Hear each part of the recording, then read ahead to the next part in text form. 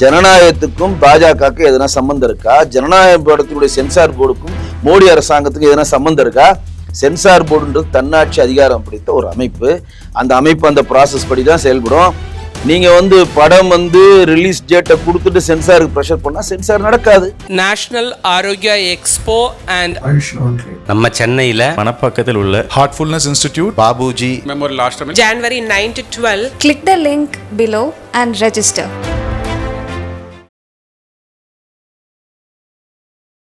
ஜனநாயகம் ஒரு டப்பிங் படம். ஓப்பனா சொன்னா பகவந்த் கேசரின்ற பாலகிருஷ்ணா எடுத்த தெலுங்கு படத்தினுடைய கிட்டத்தட்ட அந்த காட்சிகளை யூஸ் பண்ண ரீமேக் படம். பகவந்த் கேசரியில ஸ்ட்ரெயிட்டா எல்லா படத்தையும் நீங்க எல்லாருமே பார்த்துட்டாங்க. அதுல தமிழ்நாடு அரசாங்கத்துக்கு எதிரான காட்சிகள் இருக்கா, இந்திய அரசாங்கம் மோடி அரசாங்கத்துக்கு எதிரான காட்சிகள் இருக்கா, அது ஒரு படமா பாக்குறோம், அவ்வளவுதான். விஜய்க்கு ஜனநாயகம் படம் மோடி அரசாங்கம் தான் ஸ்டாப் பண்ண மாதிரி ஒரு பிம்பத்தை காங்கிரஸ் ஏற்படுதா?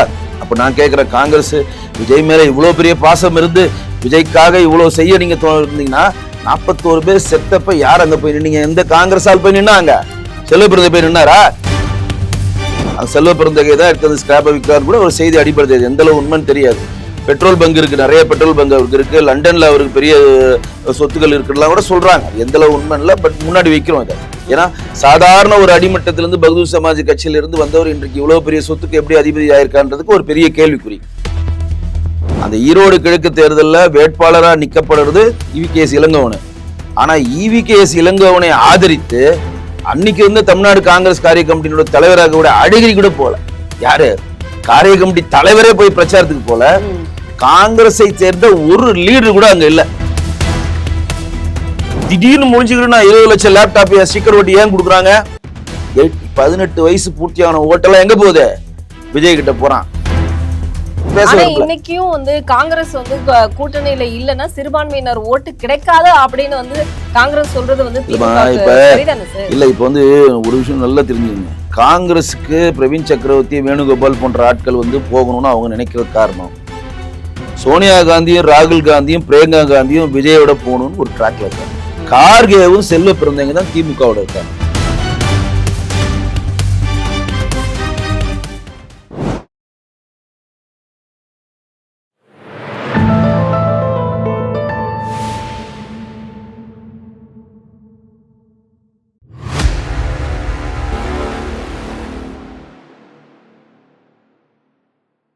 தாமரை டிவி நேயர்களுக்கு அன்பான வணக்கம். இன்று நேர்காணலில் சிறப்பு விருந்தினர் தமிழக பாஜகவின் கலை மற்றும் கலாச்சார பிரிவின் மாநில அமைப்பாளர் வெங்கடேசன் அவர்கள் நம்மோடு இருந்திருக்கிறார். சார் வணக்கம். வணக்கம் ஜி.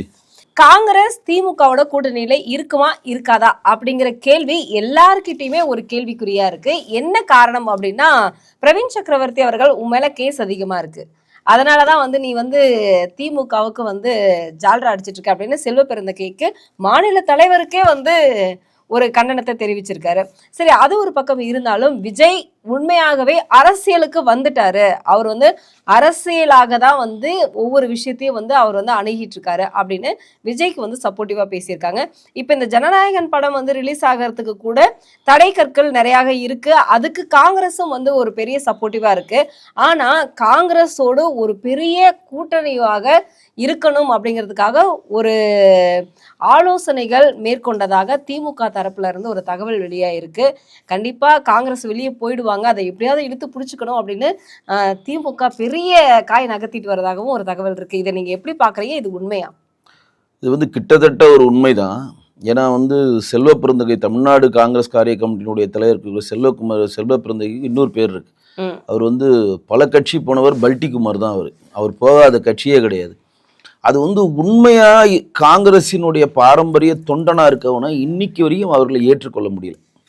இப்போ ஒரு கட்சியில் இருக்குன்னா அந்த கட்சியில் பாரம்பரியமாக பல வருஷமாக பாடுபட்டிருப்பாங்க, நல்லது கெட்டது போட்டிருப்பாங்க, செயலுக்கு போயிருப்பாங்க, அவங்க தலைவர்களை வரவேற்றிருப்பாங்க. அந்த கட்சிக்காக தன்னுடைய எல்லா பங்களிப்பும் கொடுத்தவர் இல்லாமல் பல கட்சிகள் போயிட்டு ஒருத்தர் திடீர்னு அவர் ஒரு பட்டியலின சமூகத்தை சேர்ந்தவர்ன்ற ஒரே காரணத்துக்காக தூக்கி நீங்கள் உச்சாணியில் வைக்கிறப்ப அங்கேயே பிளவு வந்துருச்சு. ஆனால் எல்லாரும் நினச்சிட்டு இருக்காங்க தமிழ்நாடு காங்கிரஸ் கமிட்டி காரிய கமிட்டியினுடைய தலைவர் செல்வ பிறந்தகையை தேர்ந்தெடுத்தது தேசிய லெவலில் இருக்கக்கூடிய காங்கிரஸ் கமிட்டின்னு நினைக்கிறாங்க. அது முற்றிலும் தவறு. தமிழ்நாடு காங்கிரஸ் காரிய கமிட்டியினுடைய செல்வ பெருந்தகையை தேர்ந்தெடுத்தது திமுக தான். திமுக தான் இன்னார தேர்ந்தெடுங்க, டிவிகேஎஸ் இளங்கோவன் தான் போட்டி, இன்னும் பெட்டர் மாஸ் லைட்டே தான் ஈரோடு கிழக்குல ஏன் கேட்டாங்க? எவ்வளோ காங்கிரஸ் தொண்டர்கள் இருக்கிறாங்க, கட்சிக்காக பாடுபட்டவர் டிகேஎஸ் இளங்கோவனோட மூத்த தொண்டர்கள் எவ்வளோ பேர் இருந்தாலும் எங்களுக்கு வந்து ஈரோடு கிழக்கு தேர்தலில் நாங்கள் இளங்கோவன் அவர்கள் தான் போட்டியிட வைக்கணும்னு சொல்லி அரசியலை விட்டே போயிட்டார். அவர் அரசியலே வேணான்ட்டு நான் விலகி இருக்கிறேன், என் மகன் திருமாறன் போட்டிடுவார், நான் விலகி இருக்கிறேன்னு சொன்னவரை வம்படியா போய் நான் செலவு பண்ண என்கிட்ட பணம் இல்லைன்ற, நானே செலவு பண்ணுறேன், திமுகவே செலவு பண்ணுது, ஜெயிக்க முடியுமா தெரியலப்பா, இடைத்தேர்தல் என் பையன் இருந்தால் அந்த சோகமே எனக்குள்ள இருக்கு, நான் எப்படி ஜெயிக்க முடியும், என்னால் பிரச்சாரத்துக்கு வர முடியாது, நீங்க வேட்பாளரை மட்டும் இருங்க நாங்க பாத்துக்கிறோம்னு சொல்லிட்டு திமுகவை சேர்ந்த 12 அமைச்சர்கள் பட்டி போட்டு வேலை செஞ்சாங்க. பட்டி திருமங்கலம் ஃபார்முலா, மதுரை ஃபார்முலா அது கண்டுபிடிச்சது திமுக. பட்டி ஃபார்முலா கண்டுபிடிச்சாங்க. ஒருத்தர் பட்டியில போய் அடிச்சிடுறது, காலையிலேயே போய் அவங்களை உட்கார வச்சிருது, காலைல இருந்து சாயங்காலம் வரையும் சாப்பாடு டீ காஃபி எல்லாம் கொடுக்கறது, டிவி ஓடிக்கிட்டே இருக்கும், புக்ஸ் இருக்கும், நீ புக்ஸ் படிக்கலாம், டிவி படிக்கலாம், என்டர்டைன்மெண்ட் ஏரியாவில் போயிட்டு சாயங்காலம் முடிச்சு டிஃபன் சாப்பிட்டு வெளியே வரப்போ உங்கள் கையில் 1000 ரூபாய் பணம் கொடுக்குறது. சும்மா லட்டு மாதிரி ஈரோடு கிழக்கு தேர்தலில் இருக்கக்கூடிய அந்த மக்கள் வந்து என்ஜாய் பண்ணாங்க. அந்த பட்டி ஃபார்முலா இன்ட்ரோடியூஸ் பண்ணது திமுக. அது மட்டும் இல்லாமல் அந்த ஈரோடு கிழக்கு தேர்தலில் வேட்பாளராக நிற்கப்படுறது இவிகேஎஸ் இளங்கோவன். ஆனால் இவிகேஎஸ் இளங்கோவனை ஆதரித்து அன்னைக்கு வந்து தமிழ்நாடு காங்கிரஸ் காரிய கமிட்டியோட தலைவராக கூட அடிக்கடி கூட போகல. யாரு? காரிய கமிட்டி தலைவரே போய் பிரச்சாரத்துக்கு போல. காங்கிரஸை சேர்ந்த ஒரு லீடர் கூட அங்க இல்ல. திமுகவை சேர்ந்த 12 அமைச்சர், செந்தில் பாலாஜிக்கு ஒரு பட்டி, நம்ம ஏவாவேலுக்கு ஒரு பட்டி, KN நேருக்கு ஒரு பட்டி பிரிச்சு கொடுத்து அதுல பெரும்பான்மையான வாக்குல அவங்கள வென்றெடுத்துக்கான ப்ராசஸை பண்றாங்க. இதுக்கு தான் நான் முன்னாடி பதிவீடு செய்யணும். அப்ப அவங்க என்ன சொல்றாங்க, திமுக நீங்க நெக்ஸ்ட் டைம் வந்து தமிழ்நாடு காங்கிரஸ் காரிய கமிட்டிக்கு தலைவராக தேர்ந்தெடுக்கிறது எங்களை கேட்காம தேர்ந்தெடுக்க கூடாது, எங்களுக்கு இணக்கமான ஆளா வேணும். எங்களுக்கு இணக்கமா யார் இருக்காரு?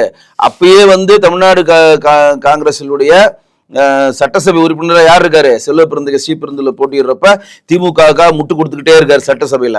ஆஹா நமக்கு ஏத்த அடிமை வந்தான், இவனை தூக்கு, அப்படியே பிடிச்சி தூக்கி எடுத்து போய் கார்கவை கன்வின்ஸ் பண்ணி தமிழ்நாடு காங்கிரஸ் கமிட்டியினுடைய மாநில தலைவராக திரு செல்வ பெருந்தகை போட்டாங்க. செல்வ பெருந்தகை போட்ட மறுநாளே அவருக்கேற்ற கோஷ்டி ஒரு உறுப்பினர் எடுத்துக்கொண்டு அவர் யார் யார் ரொம்ப நாளா இருக்காங்களோ அவங்களாம் புறந்தள்ளி இவர் புதிய டீமை உருவாக்குறாரு. அது எல்லாரும் பண்றது, அது தவறு சொல்ல மாட்டேன்.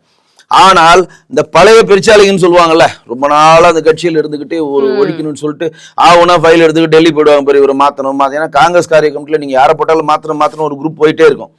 அப்ப இந்த பழைய கோஷ்டி இருக்கிறப்ப என்ன நினைக்கிறாங்க, இவர் வந்து முழுக்க முழுக்க காங்கிரஸ் கரையை போட்டு கரை வெட்டி கட்டி கொண்டு முழுக்க முழுக்க திமுக சப்போர்ட்டா தான் செயல்படுறாரு அப்படின்றப்ப புது பிளட் வருதுங்க. என் பிளட் பிரவீன் சக்கரவர்த்தியும் வேணுகோபாலும் எப்படி சிந்திப்பாங்கன்னா, ஒரு தமிழ்நாடு அரசியலை தாண்டி ஓவராலா இந்தியாவுக்கான அரசியல் அவங்க சிந்திப்பாங்க. இப்ப ஜி வேணுகோபால் சோனியா காந்தி அவர்களுக்கு நெருக்கம், கண்டிப்பா பிரவீன் சக்கரவர்த்தி வியூ அமைப்பாளர் ராஜீவ் காந்தியோட நிழலா இருக்கவர். இவங்க வந்து தமிழ்நாடுன்ற ஒரு போக்கஸ்ல வர மாட்டாங்க. இப்ப இந்த கட்சியை விட்டு வெளியில வந்து நம்ம தாவேகாவோட இணைந்தால் தமிழ்நாடு பெனிஃபிட் ஆகும், கேரளா பெனிஃபிட் ஆகும், புதுச்சேரி பெனிஃபிட் ஆகும். கேரளால நாடாளுமன்றத்தில் நம்ம நல்லா வென்றெடுக்கிறோம், கார்பரேஷன் தேட்டரில் நல்லா கார்பரேஷன் எலெக்ஷன் நல்லா வென்றெடுக்கிறோம். ஆனா சட்டசபையில நம்ம மார்க்சிஸ்ட் கம்யூனிஸ்ட் தோல்வியை தழுவுறோம். அப்ப விஜய்ன்ற ஒரு பிம்பத்தை வச்சு முன்னெடுத்தா சட்டசபையில காங்கிரஸ் வந்து மிகப்பெரிய லெவல்ல முன்னெடுக்கலாம். புதுச்சேரியில நம்ம வந்து தத்தக புத்தகம் இருக்கோம், விஜய்ன்ற பிம்பத்தை முன் வச்சா புதுச்சேரியில நம்ம வந்து ஆட்சி அமைக்கிறதா 2 மாநிலம் கிடைக்கும். இங்க இருந்து அதிகபட்சம் நமக்கு 10 MP தான் கிடைக்கின்ற பெரிய பார்வையில பிரவீன் சக்கரவர்த்தி ஜி வேணுகோபால் போல ஆட்கள் வந்து அவங்க அந்த ப்ராசஸ்ல போறாங்க. யாரு? மாணிக் தாக்கூர், ஜோதிமணி, ராஜேஷ்குமார், இந்த கோஷ்டி செல்வ பிறந்தகை, கோபனா இவங்க இருக்காங்க பாருங்க. இவர்கிட்ட இருக்க கோஷ்டி எல்லாம் நம்ம திமுக அனுசரிச்சுட்டு போனா நமக்கு வந்து என்ன கிடைக்கும்? சட்டசபை உறுப்பினர் ஆயிடலாம். அப்ப நமக்கு வேண்டிய டெண்டர்ஸ் கிடைக்கும். இன்னைக்கு வந்து ஸ்ரீபெருந்தூர்ல இருக்கக்கூடிய பல ஸ்கிராப்புக்கு செல்வ பிறந்தகை தான் எடுத்தது ஸ்கிராப்பை விற்கிறாரு கூட ஒரு செய்தி அடிபடுது. எந்த அளவு உண்மைன்னு தெரியாது. பெட்ரோல் பங்க் இருக்கு, நிறைய பெட்ரோல் பங்க் அவருக்கு இருக்கு, லண்டன்ல அவருக்கு பெரிய சொத்துக்கள் இருக்குலாம் கூட சொல்றாங்க. அது எந்த அளவு உண்மை இல்லை, பட் முன்னாடி வைக்கிறோம் இதை. ஏன்னா சாதாரண ஒரு அடிமட்டத்திலிருந்து பகுஜன் சமாஜ் கட்சியில இருந்து வந்தவர் இன்றைக்கு இவ்வளவு பெரிய சொத்துக்கு எப்படி அதிபதி ஆயிருக்கான்றதுக்கு ஒரு பெரிய கேள்விக்குறி. அப்ப பிரவீன் சக்கரவர்த்தி தொடர்ந்து தாவேகாக்கு முட்டு கொடுத்துக்கிட்டே இருக்காரு. நாங்கள் திமுகவுக்கு 3 கோரிக்கை தான் வைக்கிறோம். என்ன கோரிக்கை? அதிகாரத்தில் பங்கு, ஆட்சியில் பங்கு, அதிக இடங்கள். இது 3 திமுக கன்சிடர் பண்ணோம். இவங்க மட்டும் இல்ல, சத்தீஸ்கர்ல இருந்து இங்க வந்து திமுகவுடைய தேர்தல் குழு பணியினுடைய தலைவராக இருக்காரு பாருங்க, கிரீஷ் ஓட்டங்கர். அவர் என்ன சொல்றாரு, நாங்கள் கேட்கிற அனைத்து விஷயங்களும் திமுக கண்டிப்பாக செய்து தர வேண்டும், ஆட்சியில் எங்களுக்கு பங்கு தர வேண்டும். துணை முதலமைச்சர் எங்களுக்கு வேணும்னு யார் கேட்கிறாரு? பொன் கிருஷ்ணமூர்த்தி கேட்கிறாரு. இது மட்டும் இல்லாம செல்வ பெருந்தகை தமிழ்நாடுடைய முதல்வராக வரணும்னு ஷெரீஃப்னு ஒருத்தவன் போஸ்டே அடிக்கிறான். தமிழ்நாட்டின் நிரந்தர முதல்வரை வருகன்னு எந்த ரியாக்ஷன்ஸும் கிடையாது. அப்ப இங்க கோஷ்டி பூசல்ன்றது தனியா இருந்தாலும் விஜய்க்கு எப்படி முட்டு கொடுக்குறான், விஜய் வந்து நமக்கு வந்து பாசிட்டிவா எப்படி அணுகலாம். இப்ப எல்லாம் என்ன சொல்றாங்க, விஜய்க்கு ஜனநாயகம் படம் வந்து மோடி அரசாங்கம் தான் ஸ்டாப் பண்ண மாதிரி ஒரு பிம்பத்தை காங்கிரஸ் ஏற்படுதா. அப்ப நான் கேட்கிறேன், காங்கிரஸ் விஜய் மேல இவ்வளவு பெரிய பாசம் இருந்து விஜய்க்காக இவ்வளவு செய்ய நீங்க இருந்தீங்கன்னா 41 பேர் செத்தப்ப யார் அங்க போய் நின்னீங்க? எந்த காங்கிரஸ் ஆள் போய் நின்னாங்க? செல்வபிரதை போய் நின்னாரா? கிரீஷ் ஓட்டகர் போய் நின்னாரா? நம்ம பிரவீன் சக்கரவர்த்தி நின்னாரா? காங்கிரஸை தேண்ட ஒருத்தர் நின்னானா? ஒரு தொண்டர் நின்னானா? ஒரு தலைவர் நின்னானா? யாருமே இல்லைல்ல. அன்றைக்கு விஜய் மனமுடைந்து இருக்கிறப்ப அவருக்கு வந்து மனத்தை தேர்த்தியவர் 2 பேர். எங்கள் முன்னாள் மாநில தலைவர் அண்ணாமலைஜி, இந்நாள் மாநில தலைவர் நாயனார்ஜி, மாண்புமிகு எதிர்கட்சி தலைவர் எடப்பாடி பழனிசாமி. 3 பேர் தான். திமுக தான் இதற்கான எல்லா விஷயங்களையும் முன்னெடுத்ததுன்றத அந்த ப்ராசஸ்ல இருந்து, அந்த மன உளைச்சல்ல இருந்து அவர் வெளியே கொண்டு வந்தது. அந்த ப்ராசஸ்ல தான் இன்னைக்கு வந்து சிபிஐயும் விசாரணை நடத்திட்டு. ஆமா, அப்ப திமுக தான். இன்னைக்கு கூட நாயனார் புதுக்கோட்டையில் நடந்த மீட்டிங்ல தெளிவா சொன்னாருங்க, 41 பேர் ஸ்டாம்பில் செத்ததுக்கு காரணம் திமுக அப்படின்னு ரொம்ப தெளிவா சொல்றாரு. இன்னைக்கு நம்ம அந்த ஸ்டாண்ட்ல தான் இருக்கோம். இதை நம்ம வெளி உலகத்துக்கு கொண்டு வந்தது யாரு? அன்றைக்கு இருக்கக்கூடிய பாஜக லீடர் நாயனார்ஜியும் அண்ணாமலைஜியும் இப்ப எடப்பாடி பழனிசாமி தான் இதுக்கு மிகப்பெரிய ஒரு உந்துதலை கொடுத்து விஜய் தொண்டர்களுக்கு ஆதரவா இருந்ததுனாலதான் எடப்பாடி எங்கெங்கு போய் கூட்டம் நடத்துறாரோ அங்கெல்லாம் தாவேகா தொண்டர் வந்து கொடியை நின்றான். எடப்பாடி எங்கெங்கு பொதுக்கூட்டங்கள் பேசுறாரோ அங்க எடப்பாடி போட்டோவும் விஜய் போட்டோவும் போட்டு பேனர் வைக்கிறான். அவன் தானா சேர்ந்த கூட்டம் அது. விஜய் எந்த இடத்துலையும் சொல்லல, நீங்க போய் எடப்பாடிக்கு ஆதரவு கொடுன்னு சொல்ல, எடப்பாடி எந்த இடத்துலையும் தாவேகா தொண்டர்கள் வாங்க மீட்டிங்ல கலந்துக்கன்னு சொல்ல, தானா வந்து நமக்கு இவங்க ப்ரொடெக்ஷன்ஸ் கொடுக்குறாங்க, இவங்க திமுக அவலங்களை பொது வழியில சொல்றாங்க, நமக்கு மேல தப்பு இல்லை அப்படின்றத ஆணித்தரமா எடப்பாடி பழனிசாமி நாயனாரும் சொல்றாருனால பொது வழியில வந்து அவங்க ஆதரவு கொடுத்தாங்க. இது வந்து ஒரு இது. அப்ப காங்கிரஸை சேர்ந்தவங்க ஏன் விஜய்க்கு முட்டு கொடுக்கல? இது ஒரு கேள்வி எழுமா? சரி, ரைட், விஜய்க்கு இப்போ இவ்வளவு முட்டு கொடுக்குறீங்களே, இங்க தமிழ்நாட்டில் தேனும் பாலா ஓடுது, நீங்க தூய்மை பணியாளருக்கு வந்து கூவத்துல இறங்கி போராட்டம் பண்றான். கூவத்துல இறங்கி யாருன்னா போவாங்களா? அவங்க எவ்வளவு பாருங்க, 150 நாள் கடந்து போராட்ட காலத்தை வைக்கிறாங்க. கூவத்துல இறங்கி போராட்டம் பண்றதுக்கு காங்கிரஸ் யாருன்னா ஒருத்தர் போய் அங்க நிக்கிறானா? இல்ல. சத்துணவு பணியாளர்கள் வந்து அங்காடி பணியாளர்கள் போய் போராட்டம் பண்றாங்க, போய் நிக்கிறீங்களா? இல்ல. இடைநிலை ஆசிரியர்கள் போராட்டம் பண்றாங்க, போய் நிக்கிறீங்களா? இல்ல. செவிலியர்கள் போராட்டம் பண்ணா போய் நின்னீங்களா? இல்ல. தமிழ்நாடு மின்சார வாரியங்கள் போராட்டம் பண்றாங்க, இல்ல. ஜாக்டோஜியோ போராட்டம் அறிவிச்சாங்க, ஒரு பெரிய ஒரு அல்வா கொடுத்து உட்கார வச்சிட்டாங்க. அதை அப்ப தமிழ்நாட்டில் நடக்கிற எந்த போராட்ட காலத்துக்கு நாங்க உள்ள வர மாட்டோம். திமுக கொடுக்கிற சீட்டுகளை வாங்கிட்டு வாய் மூடி மௌனமா இருக்கும். திமுக பண்ற எல்லா அவலங்களையும் நாங்க தாங்கிப்போம், ஏன்னா பாஜக உள்ள வந்துடும் ஒரு கட்டமைப்பு. இப்ப எதுக்கு சம்பந்தமே இல்லாம ஜனநாயகம் போய் முட்டு கொடுக்குறீங்க? ஜனநாயகத்துக்கும் பாஜகவுக்கும் எதனா சம்பந்தம் இருக்கா? ஜனநாயக படத்தினுடைய சென்சார் போர்டுக்கும் மோடி அரசாங்கத்துக்கும் எதனா சம்பந்தம் இருக்கா? சென்சார் போர்டுன்றது தன்னாட்சி அதிகாரம் பிடித்த ஒரு அமைப்பு. அந்த அமைப்பு அந்த ப்ராசஸ் படி தான் செயல்படும். நீங்க வந்து படம் வந்து ரிலீஸ் டேட்டை கொடுத்துட்டு சென்சாருக்கு ப்ரெஷர் பண்ணா சென்சார் நடக்காது. ஆஸ் பர் ரூல் படி ஒரு படத்தினுடைய போஸ்டர் நீங்க வெளியிட்டீங்கன்னா அந்த படம் வந்து சென்சார் ஆயிருக்கணும். இதுதான் ரூல். அந்த போஸ்டர் நீங்க எப்படி வெளியிடணும்? இப்ப ஜனநாயகன் வெளியிட்டா கீழே என்ன சென்சார் சர்டிபிகேட் அது மென்ஷன் பண்ணணும். யூனா யூஏ 7+, யூஏ 13+, யூஏ 16+, எதுவுமே இல்லையா? ஏ இதை மென்ஷன் பண்ணி தான் போஸ்டே வெளியாகணும். 2வது, படத்துக்கு சென்சார் வாங்கினது பிறகுதான் நீங்க ரிலீஸ் டேட்டே அறிவிக்கணும். நிச்சயமா இதையெல்லாம் நீங்க விதிமீறல், இதெல்லாம் சட்டப்படி குற்றம். இது தனியா ஒரு ஆவணங்களை தனியா ப்ராசஸ் போகும். இதை எதுவும் சென்சார் போர்டு கண்டுக்காதனால இங்க அவன் ஏதோ போட்டுனுக்குறான். ரைட்டுங்களா? அப்ப ரிவர்சிங் கமிட்டி போறது என்ன, சென்சார் போர்டுனா என்ன, எப்படி ப்ராசஸ் ஆகுது, எந்த அடிப்படையும் தெரியாது. மோடி வந்து சென்சார் போர்டில் போய் கை வச்சிட்டாரு. மோடி வந்து விஜய் படத்தை ஸ்டாப் பண்ணிட்டாரு. இதே இந்திரா காந்தி ஆட்சியில் 1975 அவசர நிலை பிரகடன எமர்ஜென்சி பீரியட்ல ஒரு பத்திரிகைக்கு இங்க சுதந்திரம் இருந்ததா? ஒரு திரைப்படங்களுக்கு இங்க சுதந்திரம் இருந்ததா? பத்திரிகை எல்லாம் தணிக்கை செய்யப்படும். நீங்க பத்திரிகை அடிச்சிங்கன்னா அது குறிப்பிட்ட குழுக்கு போனோம். அந்த குழுக்கு எல்லாம் பார்த்துட்டு இது வேணாம் அடிச்சு தூக்கி போட்டு அரசாங்கத்துக்கு எதிராக வந்தா பத்திரிகை வெளியிட முடியாது. பாதி பேர் பத்திரிகை தொழிலை விட்டே போயிட்டான். எந்த திரைப்படத்தாலும் அரசாங்கத்துக்கு எதுனா ஒரு வார்த்தை வந்தாலும் அந்த திரைப்படத்தை நீங்க வெளியிட முடியாது. இந்த மாதிரி அடக்குமுறைக்கும் அராஜகங்களுக்கும் மிகப்பெரிய ஒரு சொந்தக்காரர்களாக காங்கிரஸ் இருந்து கொண்டு இவங்க சொல்றாங்க மோடி அரசாங்கம் ஜனநாயகத்தை ஸ்டாப் பண்ணுது. இதே ராஜீவ்காந்தி படுகொலை பற்றி அன்றைக்கு இருந்த ஆர்கே செல்வமணியும் ரவி யாதவும் ப்ரொடியூசரும் போட்டு அவர் அனுபம் கே ராஜீவ்காந்தி இடத்துல வைத்து குற்றப்பத்திரிகைன்னு ஒரு படம் எடுத்தாங்க. அந்த படத்தை கடைசி வரை அவங்க வெளியிட உள்ள தெரியுங்களா காங்கிரஸ்? தெரியுமா? இங்க நிறைய பேர் வரலாம் தெரியாது. போய் கேளுங்க. குற்றப்பத்திரிகை படம் பல வருடங்களாக ராஜீவ்காந்தி கொலை வழக்குக்கு அது வந்து எதிராக இருக்குன்னு சொல்லிட்டு சென்சாரும் ஆக்கப்படாம அந்த படத்தை வெளியிடாம அப்புறம் லேட்டா பண்ணாங்க. அது பல கட்டு பண்ணி அது வந்து அதாவது ஒரு குரங்கு கிட்ட நீங்க பூமாலையை குத்தா அது பிச்சு கொடுக்கும் பாருங்க, அந்த மாதிரி குற்றப்புரிய அந்த குரங்கு கிட்ட கொடுத்து டோட்டலா பிச்சு இங்க இருந்து இங்க பவுன்ஸ் ஆகும், அங்க இருந்து அங்க பவுன்ஸ் ஆகும், படம் காணாம போயிடுச்சு. இது எதுக்கு இங்க சொல்ல வரேன்னா, அரசாங்கத்துக்கு எதிராக இருக்கிறதுனால காங்கிரஸ் அன்னைக்கு தடை பண்ணுது. ஜனநாயகத்துக்கு அரசாங்கத்துக்கு என்ன இருக்கு? ஜனநாயகம் ஒரு டப்பிங் படம்.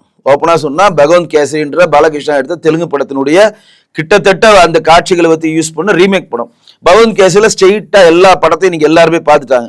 அதுல வந்து தமிழ்நாடு அரசாங்கத்துக்கு எதிரான காட்சிகள் இருக்கா, இந்திய அரசாங்கம் மோடி அரசாங்கத்துக்கு எதிரான காட்சிகள் இருக்கா, அது ஒரு படமா பாக்குறோம், அவ்வளவுதான். ஏன் விஜய் வாய் திறக்க மாட்டேன்றாரு? இது உள்ள அரசியல் வந்துடக்கூடாதுன்னு ஒரு வாய் திறக்க முன்னாடி தயாரிப்பு நிறுவனம் போறாங்க, கோர்ட்டுக்கு போனாங்க, நீ கோர்ட்ல கொடுக்க சொல்லியிருக்காங்க அனுமதி. இப்போ இதுக்கு போயிட்டாங்க, அப்பீல் போயிட்டாங்க. இப்போ அப்பீல் திங்கக்கிழமை என்னன்றது தனி ப்ராசஸ். ஆனா திடீர்னு வந்து முட்டு கொடுக்குறாங்க. யாரு திப்பு வரானுங்க? யாரு? கிரீஷ் சோடங்கர் வராரு, பிரவீன் சக்கரவர்த்தி வராரு, மாணிக் தாக்கூர் உயிரே கொடுப்பானாங்க அப்படின்றாரு. அழகிரி பேசி கேட்டீங்கன்னா தலையை சுத்துது. ஜனநாயகனுக்கு தடை வந்தால் எந்த போராட்டத்தையும் நாங்க விட மாட்டோம், நாங்க முன்னாடி நடத்துவோம். ஏண்டா அங்க போய் ஈரோடு கிழக்கு கேரள உங்க ஆள் உட்காந்துட்டு போட்டிடுறான், போய் எட்டி பார்த்துட்டு ஒரு கைகளுக்கு நேரம் இல்லை. இவர் சொல்றாரு ஜனநாயகத்துக்கு தடை வந்தா நாங்க சும்மா இருக்க மாட்டோம், மிகப்பெரிய ஒரு கலவரத்தை நோக்கி நகர்வோன்னு சொல்லி ஓபன் டாக்ல சொல்றீங்களே. இதெல்லாம் ஒரு இந்த காங்கிரஸ் கட்சிக்கு எதனா ஒரு மான ஈன வெக்க இருக்கான்றது எனக்கு ஆச்சரியமா இருக்கு. ஆனா இதுல முன்னாள் எம்பி வந்து அப்துல்லா அவர்கள் சொல்லியிருக்காரு, இவங்க ஆட்சியிலும் அதிகாரத்திலும் அமைச்சரவையிலையும் வந்து பங்கு கேட்டுட்டு இருக்கு இல்லையா காங்கிரஸ், இந்த கோஷத்தெல்லாம் பார்க்கும்போது RSS ஓட கோஷம் மாதிரியே இருக்கு, இல்ல அங்க இருக்கிறவங்க எல்லாம் வந்து இப்படி போயிட்டாங்களோ அப்படிங்கிற மாதிரியான ஒரு அதுக்குதான் பதிலடி குத்துருக்காரு. அதுக்குதான் வந்து யார் பதிலடி குத்துது பாத்தீங்களா இல்லையா? மாணிக் தாக்கூர். திமுகவுடைய முன்னாள் எம்பி அப்துல்லா நாவை அடக்கி பேச வேண்டும், மரியாதை கொடுத்து மரியாதை வாங்க வேண்டும். உடனே கொடுத்துருக்காரு பதில், மாணிக் தாக்கூர் கொடுக்குறாரு. அது எவ்வளவு பெரிய கடுஞ்சொற்கள் யோசிச்சு பாருங்க. முன்னாள் எம்பி, நீங்க இன்னாள் எம்பி, நாவை அடக்கி பேச வேண்டும் கூட கடந்து போயிடலாம், மரியாதை கொடுத்து மரியாதை வாங்க வேண்டும். முடியும், வாய் முடிந்தாங்கிறாங்க திமுக காரங்க. யாரும் எதிர்வினை ஆட்டுறாங்களா? அப்ப மரியாதை கொடுத்து மரியாதை வாங்கினா என்னது? நாங்கள் தான் RSS எதிர்க்கிறோம், நாங்க தான் பிஜேபி எதிர்க்கிறோம், நீங்க என்னையே நீங்க வந்து பிஜேபி ஓரிட்டா RSS ஓரிட்டா சொன்னா அந்த கட்சிக்கு அவர் விசுவாசமா இருக்காரு, அது நம்ம தவறு சொல்ல மாட்டோம். ஆனால் இன்றைக்கு மரியாதை கொடுத்து மரியாதை வாங்க வேண்டும் நீங்க சொன்ன உடனே இன்னொரு கூட்டத்தில் ஒரு திமுக எம்எல்ஏவும் திமுகவுடைய அமைச்சர் பேசுறாரு. என்ன தெரியுங்களா? இவ்வளவு பேசுற மாணிக் தாக்கூர், இவ்வளவு பேசுற ஜோதிமணி திமுக கூட்டணி இல்லாமல் தனிச்சு நின்று வென்று காட்டுங்கன்னாரு. அதுக்கு பதில் இல்லை. உடனே அவங்க அடிக்கிறாங்க, அவங்களும் சும்மா இல்ல. நீங்க புதுக்கோட்டையில் நடந்த ஒரு மீட்டிங்ல முன்னாள் அமைச்சர் பெயர் குறிப்பிடவர்கள் அவர் மேடையில சொல்றாரு, இவ்வளவு வீரம் கொண்டவர், இவ்வளவு காங்கிரஸ் பாரம்பரிய கட்சி, நாங்க அதை அப்படியே தமிழ்நாடே நாங்க தான் பெரிய லெவலில் மாத்த போறோம்னு சொல்றீங்களா? தனிச்சு நின்று வென்று காட்டுங்க. தனிச்சு நின்று டெபாசிட் வாங்குவாங்களா அவனுங்க? மாணிக் தாக்கூர் தனிச்சு நின்று டெபாசிட் போன வாட்டி எவ்வளவு ஓட்டுல ஜெயிச்சாரு? வெறும் 2500 ஓட்டு. யாருக்கிட்ட? முதல் அரசியல் வந்து முதல் தேர்தல் நின்ன விஜய் பிரபாகரன்ட்ட, முதல் அரசியலுக்கு வந்து முதல் தேர்தல் வந்த ஒரு 25 வயசு உள்ள பையன்கிட்ட ஜஸ்ட் மிஸ்ல ஜெயிச்சார். இதே தேசிய ஜனநாயக கூட்டணி அன்றி கூட்டணியில் இருந்தா மாணிக் தாக்கூர் டெபாசிட் வாங்கிக்க மாட்டார். கரெக்ட் தானே? அன்னைக்கு 3வது இடத்துக்கு ராதிகா வந்தாங்க விருதுநகர்ல. 2500 ஓட்டு எக்ஸ்ட்ரா பெற்று மாணிக் தாக்கூர் வந்தார், 2வது விஜய் பிரபாகரன் வந்தார், 3வது ராதிகா வந்தாங்க. இப்ப ராதிகா அவர்கள் வந்து நம்ம பிஜேபி சார்பு பண்ணாங்க. ராதிகா ஓட்டையும் விஜய் பிரபாகரன் ஓட்டையும் போனா உங்களுக்கு டெபாசிட்டே கிடைச்சிருக்காது. அது வந்து முடிஞ்சு போச்சு. அதை பத்தி பேச இன்னைக்கும் வந்து காங்கிரஸ் வந்து கூட்டணியில இல்லைன்னா சிறுபான்மையினர் ஓட்டு கிடைக்காது அப்படின்னு வந்து காங்கிரஸ் சொல்றது வந்து இல்ல. இப்ப வந்து ஒரு விஷயம் நல்லா தெரிஞ்சுங்க, காங்கிரஸுக்கு பிரவீன் சக்கரவர்த்தி, வேணுகோபால் போன்ற ஆட்கள் வந்து போகணும்னு அவங்க நினைக்கிற காரணம், சோனியா காந்தியும் ராகுல் காந்தியும் பிரியங்கா காந்தியும் விஜயோட போகணும்னு ஒரு ட்ராக்ல இருக்காங்க. கார்கேவும் செல்வ பிறந்தவங்க தான் திமுகவோட இருக்காங்க. சோனியா காந்தியும் பிரியங்கா காந்தியும் ராகுல் காந்தியும் ஏன் விஜயோட போறான்னு இருக்காங்கன்னா, மதத்து மேல் உள்ள பற்று, கிறிஸ்தவ மதன்ற ஒரு பற்று. இப்ப நீங்க அப்படியே ஆந்திராவுக்கு வந்துருங்க, எவ்வளோ காங்கிரஸ்ல பெரிய லீடரா இருந்தாலும் சோனியா காந்தி குட் புக்ல இருந்த ஒரே லீடர் யார் தெரியுமா? ராஜசேகர் ரெட்டி. அவர் கிறிஸ்தவ மதத்தை சேர்ந்தவர். ட்ரெயின் ஹெலிகாப்டர் கிராப்ல இறந்துட்டாரு. திருப்பி ஜெகன்மோகன் ரெட்டிக்கு மேல அவங்க சாஃப்ட் கார்னர் வச்சாங்க. ஜெகன்மோகன் ரெட்டி ஸ்ட்ரெயிட்டா முதலமைச்சர் ஆகணும்னாலதான் அதை சிதைச்சாங்க. அதுக்கப்புறம் காங்கிரஸ் ஒண்ணு இல்லாம போயிடுச்சு ஆந்திரால. அந்த ஜெகன்மோகன் ரெட்டி தனிச்சு போய் நின்று அவர் நடைபயணம் போய் அவர் ஒரு YSR காங்கிரஸ் ஒண்ணு ஆரம்பிச்சு அவர் ஆட்சி பிடிக்கிறாருங்க. பிடிச்சு அவர் வெளியே வந்துட்டார். இப்ப இந்த சைடு ஏன் கவனிக்கிறாங்க? சோனியா காந்திக்கும் பிரியங்கா காந்திக்கும் ராகுல் காந்திக்கும் ஏன் விஜயோட போனோம் அப்படின்றதுனா அந்த கிறிஸ்தவ பாசம், நம்ம ஜோசப் விஜய் மேல் உள்ள பாசம். அப்ப இவங்க என்ன நினைக்கிறாங்க? விஜய் வந்து தனிச்சு நம்ம கிட்ட போகாம தனிச்சு போய் நின்ட்டாருன்னா இன்னைக்கு திமுக வந்து காங்கிரஸை தன் கூட்டணியில் வச்சிருக்கான மெயின் காரணம் என்ன? சிறுபான்மையர் ஓட்டும், யாரு தலித் ஓட்டும், பட்டியலின சகோதரர்கள் ஓட்டும், சிறுபான்மையர் ஓட்டும் ஒரு பேங்கிங்கா காங்கிரஸ்ல கொஞ்சம் இருக்குன்றப்ப இப்ப காங்கிரஸ் இங்கிருந்து அங்க போயிட்டாங்கன்னா சிறுபான்மையர் ஓட்டு டோட்டலா போயிடும், தலித் ஓட்டும் போயிடும். ஒண்ணு காங்கிரஸ் நினைக்குது நமக்கு பெரும்பான்மையா ஓட்டா இருக்குது தலித் ஓட்டும் கிறிஸ்தவர் ஓட்டும் தான். நம்ம டிஎம்கேல இருந்துட்டா அந்த சைடு எல்லாம் குத்திட்டாங்கன்னா நமக்கு பர்சன்டேஜே போயிடும். காங்கிரஸ் 50% இருக்கிறாங்க, 4% ஆமா 4% தான் இருக்கிறாங்க. அப்ப இன்னைக்கு விஜயோடைய சிறுபான்மையர் ஓட் பேங்க்ல 7 பட்டு கிறிஸ்தவர் வாக்கு விஜய் ஸ்ட்ரைட்டா எடுக்கிறார், அதுல மாற்றே கிடையாது. ஏன்னா அவங்க ஜமாத் அவங்களுடைய பாதிரியாரு ஃபாஸ்டர்ஸ்ல என்ன சொல்லுவாங்க, அங்க இருக்கக்கூடிய எல்லாருமே என்ன சொல்லுவாங்க, இந்த வாட்டி வந்து நம்ம வந்து சப்போர்ட்டருக்கு போறது பதில நம்மளாலே நிக்கிறோம் அவனுக்கு போடு. இயேசு சபை அதான் சொல்லும். இதனால வரையும் என்ன சொல்லுவாங்க, இப்ப நீங்க ஒரு சர்ச் ஃபாதர் போறோம், கிறிஸ்தவ சபை இயேசு சபை ஆகட்டும், ஒரு சர்ச் ஃபாதர்ல லைலா குரூப் ஆகட்டும், அங்க இருக்கக்கூடிய எல்லா பாதிரியார்களும் எல்லா ஃபாஸ்டர்ஸும் என்ன சொல்லுவாங்க, இதனால வரையும் சப்போர்ட் மனோ தங்கராஜுக்கு நீங்க இவ்வளவு நாள் போட்டு விட்டீங்க, அவர் சப்போர்ட் நம்மளாலே நிக்கிறான் நேரடியா அவனுக்கு போடுங்க. ரெண்டாவது அவங்க எப்படி சொல்லுவாங்க தெரியுமா, நம்மால் நின்று ஜெயிச்சா முதலமைச்சர் வருவார், நமக்கு நல்லது பண்ணுவார், அந்த கான்டென்ட்ல போயிடுவாங்க. நிச்சயமா ஓட்டு போட்டு ஒரு சட்டமன்ற உறுப்பினர் தேர்ந்தெடுக்கிற கண்டென்ட்டை விட்டு நகர்ந்து நம்மால நீங்க தேர்ந்தெடுத்தீங்கன்னா முதலமைச்சரா வர வாய்ப்பு இருக்கு. நமக்கு வந்து எப்படி வந்து ஜெகன்மோகன் ரெட்டி ஒரு கிறிஸ்தவ மதத்தை சேர்ந்தவர், இந்தியாவிலே முதல் கிறிஸ்தவ மதத்தை பின்பற்றுவர், ஆந்திராவுடைய முதலமைச்சராக இருந்தாரோ அதே மாதிரி இந்தியாவிலே கிறிஸ்தவ மதத்தில் பிறந்து கிறிஸ்தவ மதத்தை பின்பற்றுகிற திரு விஜய் அவர்கள் தமிழ்நாட்டை ஆளுநர்னு அவங்களுக்கு ஒரு ஆசை இருக்கா இல்லையா? அப்ப அந்த கிறிஸ்தவ ஓட்டு காங்கிரஸ் ஓட்டு போயிடுச்சுன்னா இங்க காங்கிரஸ் என்னவா இருக்கும், அந்த 4% 5% போய் செல்ல காசு ஆயிடும். அப்ப அவனே நினைக்கிறான் இப்படியே போயிட்டா இந்த இது கிடைச்சிரும், அவங்களோட சிறுபான்மையர் ஓட்டும் கிடைச்சிரும், கிறிஸ்தவர் ஓட்டும் கிடைச்சிரும், பிளஸ் தலித் ஓட்டும் கிடைச்சிரும். இப்ப விஜய் கிட்ட இருக்கக்கூடிய பெரும்பாலான தொண்டர்கள் சிறுபான்மை சமூகத்தை சேர்ந்தவர் மட்டும் இல்லாமல் பட்டியலின சகோதரர்கள் தான். விஜயோட பலமே பட்டியலின சகோதரர்கள் தாங்க. அந்த பட்டியலின சகோதரர் நீங்க என்ன சொல்லணும் கேட்க மாட்டான், அச்சு தூள் பண்ணுவான், அவன் வாடா பாத்துக்கலாம்னு சண்டைக்கு ரெடியா இருப்பான். அந்த பட்டியலின சகோதரர் ஓட்டு காங்கிரஸ் பேங்க் அதுவும் போகுதுங்க. திருமாவளவன் ஏன் பயப்படுறாரு விஜய் பார்த்து, நம்மளோட ஓட் ஷேரை பாதி விஜய் எடுத்துட்டு போயிடுவாரு. சீமான் ஏன் விஜய் பார்த்து பயப்படுறாரு, யூத்தோட ஓட்டை ஃபுல்லா அங்க எடுத்துட்டு போறாங்க. இதனால் வரையும் 4.5 வருஷமா கும்பகர்ண தூக்கத்தில் இருந்த திமுக திடீர்னு முடிஞ்சுக்கிட்டு 20 லட்சம் லேப்டாப் ஸ்டிக்கர் ஓட்டு ஏன் கொடுக்குறாங்க, 18 வயசு பூர்த்தியான ஓட்டெல்லாம் எங்க போகுது, விஜய் கிட்ட போறான். அப்ப யூத் நம்ம கையில விட்டு போறான், மாணவர்கள் நம்ம கையை விட்டு போயிடுவான். அப்ப நம்ம நஷ்டத்தோட நஷ்டமா 4 லட்சம் கடனோட இன்னும் கொஞ்சம் கடனை வாங்கி நம்ம லேப்டாப் ரெடி பண்ணுவோம்னு சொல்லி ஒரு லேப்டாப்ல இப்ப எல்லாம் சுரண்டிட்டு இருக்கான். லேப்டாப்ல யாரு ஸ்டாலின் ஒரு படத்தை சுரண்டான், கலைஞர் படத்தை சுரண்டான், மற்ற திமுக சுரண்டி அவனுக்கு வேண்டிய படத்தை பேஸ் பண்றான், ரைட்டா? அப்ப இந்த 20 லட்சம் லேப்டாப் இதனால் வரையும் பண்ணாம லாஸ்டா கொடுக்க வேண்டிய கட்டாயம் அந்த ஓட் ஷேர் இங்கிருந்து போகும். ரெண்டாவது, இதனால் அவங்க தேர்தல் மேனிஃபெஸ்டோல +2 முடித்தவர்களுக்கு 1000 ரூபாய் கொடுப்பேன்னு எந்த இடத்துலயும் சொல்லல. டபுள் புதல்வன் திட்டம் சொல்லல. ஏன் கொடுக்க ஆரம்பிச்சாங்க, விஜய் உள்ள என்ட்ராரு. விஜய் உள்ள என்ட்ராருன்னா நம்ம காலேஜ்ல இருந்தே இவங்களுக்கு 1000 ரூபாய் கொடுத்து நம்ம கிட்ட அந்த மாணவர்களை வச்சுக்கணும்னு சொல்லிட்டு தான் யாரு பொம்பளை பசங்களுக்கு கொடுத்ததா அப்படியே ஆம்பளை பசங்களுக்கு மாத்துறாங்க. தவ புதல்விக்கு கொடுத்துட்டு இருந்தாங்க, திடீர்னு ஒரு 6 மாசம் கழிச்சு தவ புதல்வன் ஆம்பளை பசங்களுக்கு நாங்க கொடுக்குறோம்னு சொல்லி அவங்களுக்கு கொடுத்த உடனே நமக்கு 1000 ரூபாய் கிடைக்குது, இந்த ஆட்சி பூரா விஜய் வந்து 1000 ரூபாய் தருவார்ல, நம்ம கிட்ட அவன் சஸ்டெயினா இருப்பான்னு சொல்லி அதுவும் நம்ம விட்டு வரி பணத்தை தான் கொடுத்துட்டு இருக்காங்க. இதெல்லாம் இவங்களோட பிளான் ஸ்ட்ரக்சர். அது திமுக கூட வந்து திமுக 2030 தமிழ்நாடு எப்படி இருக்கணும் உங்க கனவு சொல்லுங்க அப்படின்னு சொல்லிட்டு அவர் ஒரு திட்டத்தை வந்து ஆரம்பிச்சிருக்காருல்ல சார். இப்போ காங்கிரஸோடவும் இவங்க வந்து பேச்சுவார்த்தையில இருக்கு திமுக. இப்ப இந்த பக்கம் வந்து உங்க கனவு சொல்லுங்க, 2030 தமிழ்நாடு எப்படி இருக்கணும் உங்க கனவு சொல்லுங்க, வீடு வீடா வர போறாங்க அப்படின்னு. அதாவது நீங்க உங்களுடைய வேலை படிப்பு உங்களையும் உங்க குடும்பத்தையும் நாங்கள் பார்த்துக் கொள்கிறோம். ஏன் குடும்பத்தை நீங்க எதுக்கு பாக்குறீங்க? கரெக்டான உங்ககிட்ட நாங்க என்ன கேட்கிறோம், கரெக்டான சாலைகள் அமைங்க, சுகாதாரமான குடிநீரை கொடுங்க, மருத்துவத்தை இலவசமாக்குங்க, கல்வியை இலவசமாக்குங்க, கண்டிப்பா பொய்யான வாக்குறுதியை தராதீங்க. எங்களுக்கு அடிப்படை தேவைகளை நீங்க பூர்த்தி செஞ்சா போதும். உங்களுக்கு யாரும் இலவச பஸ் கேட்கல, உங்களுக்கு யாருக்கும் வந்து நீங்க தீபாவளி இப்ப இவ்வளவு நாள் தமிழ்நாட்டில் இருக்கிற ஒரு கரும்பும் வெல்லமும் கொஞ்சம் அரிசியை வாங்கி பொங்க வைக்க தெரியாம நாங்க இருக்கிறோம். ஏங்க இது என்ன கூத்து பாருங்க. கண்டிப்பா இப்ப நாட்டுல பிறந்து இத்தனை கூட ஜனங்கள் இருக்கிறாங்க. கிட்டத்தட்ட எனக்கு இப்ப வந்து 45 வயசு 46 வயசு ஆயிடுச்சு, உங்களுக்கு ஒரு 25 30 வயசு இருக்குன்னு வச்சுங்க. இதனால வரையும் நீங்க இன்னொருத்தர் கொடுக்குற கரும்பையும் இன்னொருத்தர் கூடிய வெள்ளத்தையும் இன்னொருத்தர் கூட அரிசி வச்சா பொங்க வைக்கிறீங்க. இது என்னது, இது என்ன புரியுது எனக்கு ஒன்றும் புரியல. அது இப்ப 3000 ரூபாய் எதுக்கு தரீங்க, போன எதுக்கு இல்ல அதுக்கு முந்தின இருக்கு இல்ல, எடப்பாடி அவர்களுக்கு 5000 ரூபாய் கொடுக்கணும்னு கேட்டீங்க, அதே எடப்பாடி திருப்பி 5000 கொடுக்க வேண்டியதுன்னா 3000 தான் கொடுக்குறோம். 11000 கோடி அதுக்கு வந்து ஒதுக்கி இருக்கீங்க. எதுக்கு இந்த வேலை பண்றீங்க?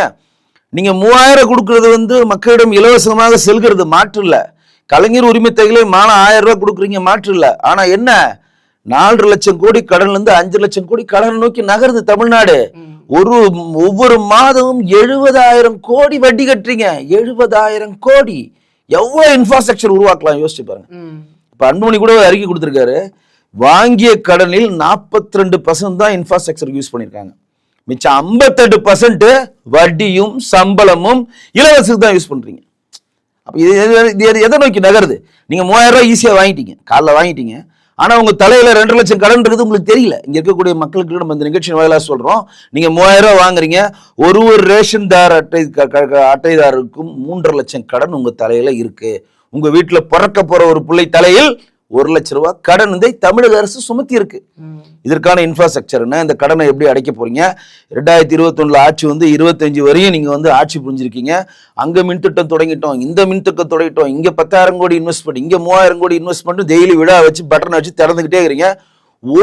ஒரு மெகாவாட் மின்சாரத்தை கூட இன்னைக்கு வரையும் தயாரிக்கல. கண்டிப்பா 1 மெகாவாட், நான் சொல்றது 100 200 இல்ல, 2021 வரைக்கும் 25 வரையும் முடிய போகுது. இதுவரை நீங்க மின்சார வாரியத்துல கடன் ஆக்கிட்டு டான்ஜிகோ கடன் 35,000 கோடி ஒதுக்கி இருக்கு. ஆமா ஒதுக்கி, அது மட்டும் இல்லாம 62% ஏத்தியும் கடன்ல இருக்கு, டான்ஜிகோ கடன்ல இருக்கு. இன்னுக்கும் அவங்க ரிட்டையர்மெண்ட்டுக்கான பெனிஃபிட்ஸ் இன்னும் கொடுக்காம இருக்காங்க, அவங்க கோர்ட்ல கேஸ் போயிட்டு இருக்கு. சரிங்களா? அப்ப மின்சாரத்தை ஏன் இந்த அரசாங்கம் தயாரிக்காம இருக்குன்னா, தயாரிச்சுன்னா கரெக்டா உதவி மின் திட்டத்துல என்னவோ அதுதான் நீங்க பண்ணணும். தனியார்ட்ட வாங்கினா கமிஷன், இப்போ காற்றாலை மூலம் வாங்கினா கமிஷன், வேற எதில் மாநிலத்தில் வாங்கினா கமிஷன், அதில் கமிஷன் அடிக்க, இதில் கமிஷன் அடிக்க முடியாது. இதற்காக தான் இங்கே முழுக்க என்ன விஷயத்தை நீங்கள் வந்தீங்களோ அந்த விஷயத்தை எதுவுமே பண்ணல. ஆனால் என்ன பண்ணுறீங்க, பண்ண மாதிரியே தம்பட்டை அடிச்சுக்கிறீங்க. நாங்கள் வெளிநாட்டில் முதலீடை கொண்டு வந்துட்டோம், இப்போ 30 லட்சம் கோடி இன்வெஸ்ட்மெண்ட்ஸ் இங்கே வந்துருச்சு, இப்போ 10 லட்சம் பேருக்கு நாங்கள் 30 லட்சம் பேருக்கு வேலை கொடுத்துட்டோம், 12 லட்சம் கோடி இன்வெஸ்ட்மெண்ட்ஸ் இங்கே வந்துருச்சு, அப்படி இப்படின்னு பறைமாற்றி தம்பட்ட அடிக்கிற அரசாங்கம், விழாக்களை கொண்டாடுகிற அரசாங்கம், அங்கங்க கலைஞர் திரையை சிறக்கிற அரசாங்கம் தவிர ஆக்கப்பூர்வமான ஒரு மருத்துவக் கல்லூரி கூட மத்திய அரசிடம் சண்டையிட்டு நீங்க இதுவரையும் கொண்டு வரல. இதே எடப்பாடி பழனிசாமி 11 மருத்துவக் கல்லூரி கொண்டு வந்தாரா இல்லையா? 60-40 நீங்க 11 மருத்துவக் கல்லூரி கட்டப்பட்டிருக்காரு, நீங்க என்ன கொண்டு வந்தீங்க? எதனா ஒண்ணு சொல்லுங்க. திமுக ஆட்சியில் 5 வருஷம் வந்துட்டீங்க, ஒரு யூனிட் மின்சாரம் நீங்க தயாரிக்கல, ஒரு மருத்துவக் கல்லூரி கொடுக்கல, பெரிய ஐடி வளாகம் கட்டுற நீங்க எங்கெங்க ஐடி எல்காட் மூலம் ஐடி வளாகத்தை கட்டினீங்களா? கட்டல, எதுவுமே நீங்க பண்ணல. ஆனா நீங்க என்ன பண்றீங்க, சும்மா போலியோ ஒரு பிம்பத்தை வச்சு 16.47% நாங்க தான் ஜிடிபி. எப்படி ஜிடிபி நீங்க மேல வர முடியும்? எனக்கு புரியவே இல்லை. ஒரு தொழிற்சாலை இங்க வரல, ஒருத்தனுக்கும் வேலை கிடைக்கல. ஆனா உற்பத்தி திறன்னா முப்போகம் விளையுது. காவேரி டெல்டா மாவட்டத்தில் நம்ம இருக்கிறதுனால முப்போகம் விளையுது. நம்ம விவசாயத்துல தண்ணீர் உடைச்சிட்டோம். அவனவன் சுயமா இண்டிவிஜுவலா வளர்றத வச்சு அதை கையில எடுத்துக்கிறான். இப்போ நீங்க இருக்கிறீங்க, உங்க குடும்பத்துக்கு தேவையான நீங்க சம்பாரிச்சுக்கிறீங்க. அது என்ன பண்றது, நாட்டோட இவங்கெல்லாம் வளமா இருக்காங்க, இவங்களாம் வருமானத்துக்கு அதிகமாக சம்பாதிக்கிறாங்க, நாங்க பாருங்க ஜிடிபி நம்பர் 1 இருக்குன்னு சொல்லிட்டு மும்பை இவங்க கம்பேர் பண்றாங்க. தயவு செய்து ஒன்று புரிஞ்சு, மாண்பு முதலமைச்சர் சொல்றேன், இந்தியாவில் இருக்கக்கூடிய எந்த மாநிலத்திலையும் தமிழ்நாடை நீங்கள் கம்பேர் பண்ணக்கூடாது. அமெரிக்காவோட நீங்க கம்பேர் பண்ணணும். ஏன்னா கிட்டத்தட்ட உத்தரப்பிரதேசத்தில் இருக்கக்கூடிய அதே மக்கள் தொகை தான் அமெரிக்க மக்கள் தொகை, 25 கோடி பேர் தான். நீங்கள் இன்ஃப்ராஸ்ட்ரக்சர்ல வளருதா அங்க கம்பேர் பண்ணோம். நீங்க என்ன பண்றீங்க, இன்ஃப்ராஸ்ட்ரக்சர் பின்னாடி இருக்கக்கூடிய மாநிலம் வச்சு கம்பேர் பண்றீங்க. அப்படி நீங்க வளர்ந்தீங்கன்னா கிடையாது. நீங்க மதுரை அசுத்தப்பட்டியில் 48 இடத்துல நீங்க முதல் இடத்துக்கு வந்துச்சா இல்லையா? 2வது இடம் பஞ்சாப் லூதியானா, 3வது இடம் என்னது சென்னை. அப்ப என்ன இன்ஃப்ராஸ்ட்ரக்சர் இங்க வச்சிருக்கீங்க? கேட்டா சிங்கார சென்னை, நீங்க மேயரா இருக்கப்ப நான் சிங்கப்பூரா மாத்திர. நீங்க எல்லா முட்டாள்தனமான வாக்குறுதியும் நம்ம நம்பி தானே ஓட்டு அளிச்சுட்டு இருக்கோம். இருக்கிற மக்கள் விழிப்படையணும். தயவு செய்து மக்கள்கிட்ட சொல்றோம், காங்கிரஸ் ஒரு கட்சி, செத்து போன கட்சி. அந்த கட்சிக்கு திமுக உயிர் கொடுத்திருக்கிறது. அது தேவையில்லாமல் பொதி சுமக்கிற கழுத, அதை நம்ம கூட்டிட்டு போக கூடாதுன்னு அந்த கட்சியை சேர்ந்த தொண்டர்களே நிறைய பேர் சொல்லிட்டாங்க. இப்ப இவங்க இந்த டகால்ட்டி வேலை காட்டிக்கிட்டே இருந்தாங்கன்னா, ராஜா போயிட்டு வா ராஜா அப்படின்னு சொல்லிட்டாங்கன்னா, இங்க காங்கிரஸ் குழி தோண்டி புதைக்கப்படும்.